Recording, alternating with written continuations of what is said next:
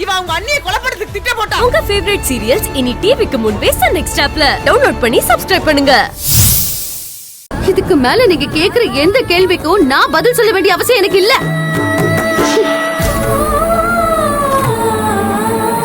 ஏய் நில்லுடி. கார்மெண்ட்ஸ் ஓடி அப்படியே பணத்தை வாரி கட்டிக்கிட்டு வந்த மாதிரி பேசுற. அப்படியே வந்த கொஞ்ச நஞ்சத்தையும் ஓ குடும்பத்துக்கு தானடி கொட்டி கொடுத்த. சரி பணத்தை கொண்டு வரதுக்கு தான் துப்பு இல்ல, வாரிசையாவது கொடுக்க துப்பு இருக்கா? கேட்டா பெருசா பேசுறா பேச்சு. இதுல ஒரு தொங்கச்சிய வேற நான் உன் வீட்டுக்கு வந்து பொண்ணு கேட்கணுமா? அவளையும் கொண்டு வந்து கொலு பொம்மை மாதிரி உட்கார வைக்கிறேன். அக்காவும் தங்கச்சியுமா சேர்ந்து இந்த வீட்டை அப்படியே விளங்க வச்சிருவீங்க.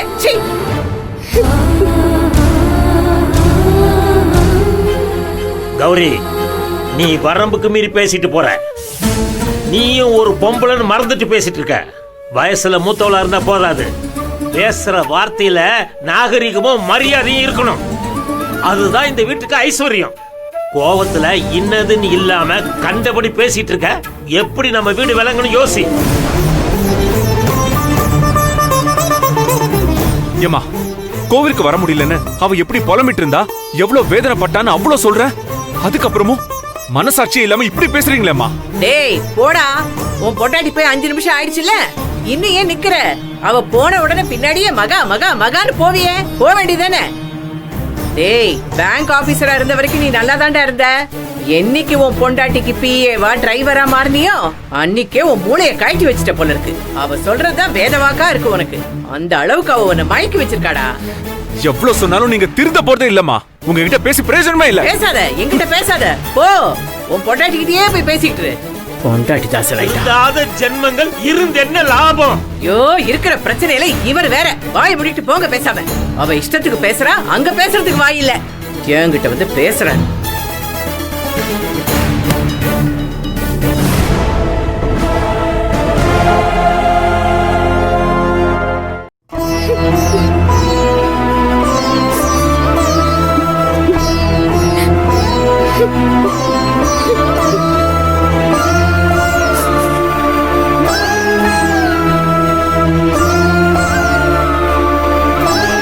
மகா,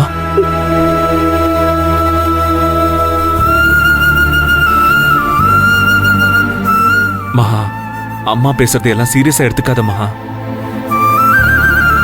சுந்தர் இறந்து போனதுல இருந்து அம்மா ரொம்ப பயந்து போயிருக்காங்க.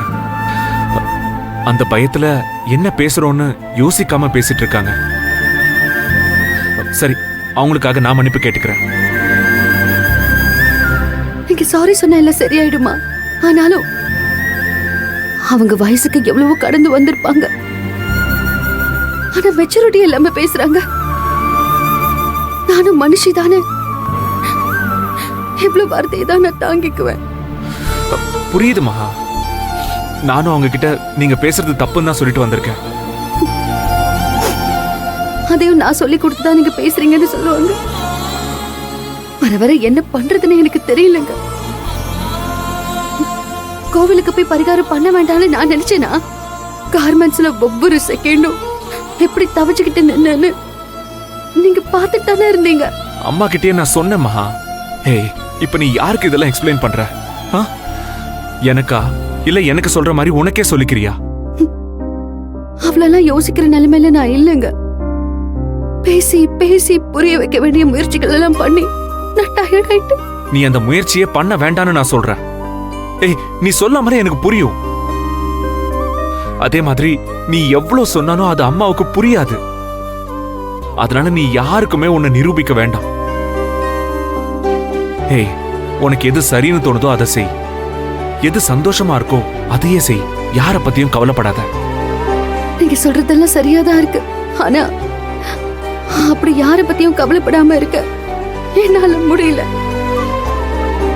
எங்க அம்மா என்ன புரிஞ்சுக்கலன்னா போன நான் விட்டுட்டு போயிடுவேனா? அப்படிதான் அத்தையும் என்னால பார்க்க முடியுது. ஆனா அத்தை பிடிவாதமா இருக்காங்க.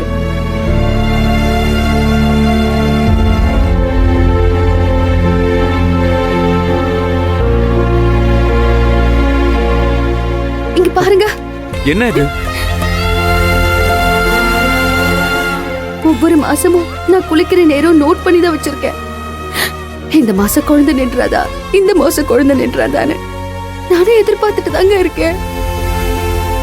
குழந்தை வேணுங்கிற ஆசை இல்லைன்னா நான் இதெல்லாம் பண்ணுவேனா? ஐயோ மகா, இதான் இப்படி நீ ப்ரூவ் பண்ண வேண்டாம் தான் சொல்லிக்கிட்டு இருக்க. எனக்கு உன் மனசுல என்ன இருக்குன்னு தெரியாதா?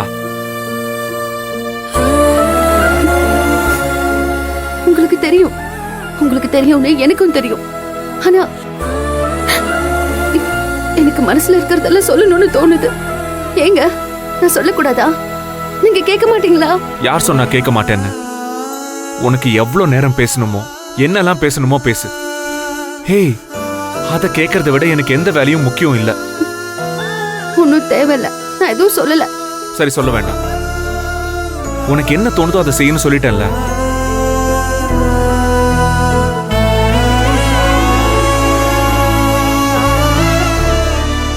எல்லா பிரச்சனைகள்லயும் என் தங்கச்சிகளுக்கும் என் வீட்டுக்கு செய்யறதையும் சொல்லி சொல்லி காட்டுறாங்க. அவங்க அகிலாவும் கோகிலாவும் அப்பா இறந்து போனப்போ 2 பேரும் சின்ன குழந்தைங்க தான். ஆனாலும் குடும்ப கஷ்டத்தை புரிஞ்சுக்கிட்டு எதுவுமே கேட்க மாட்டாங்க. ஆசைப்படுறது கூட வெளியில சொல்ல மாட்டாங்க. இப்பவும் அவங்க எல்லாரும் மாதிரியும் ஒரு நார்மலான நல்ல வாழ்க்கை வாழணும்னு தான் நான் ஆசைப்படுறேனே தவிர ஆடம்பரமா வாழணும்னு நினைக்கவே இல்லைங்க. அவங்களும் அப்படி ஆசைப்படல. அப்பா ஸ்தானத்துல அடிப்படையான தேவைகளை செஞ்சு கொடுக்கறதுக்கு அவங்களுக்கு நான் தானுங்க இருக்கேன். அத்தை என்ன சொன்னாலும் நான் அதெல்லாம் நிறுத்த மாட்டேன். நிறுத்த வேண்டாமா? யாரு என்ன சொன்னாலும் நாம அவங்கள நல்லா பாத்துக்கலாம்.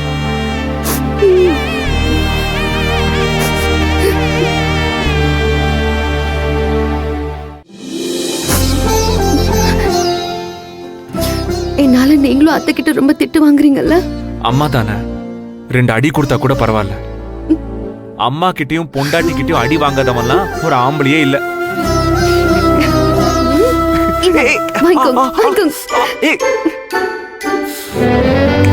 எல்லாத்துக்கும் கணக்கு வச்சிருக்கேன். என் பொண்ணு வந்து மொத்தமா திருப்பி கொடுப்பா பாரு. வரட்டும், என் புருஷன் கிட்ட சொல்லி உண்டு இல்லைன்னு ஆக்கிட மாட்டேன்.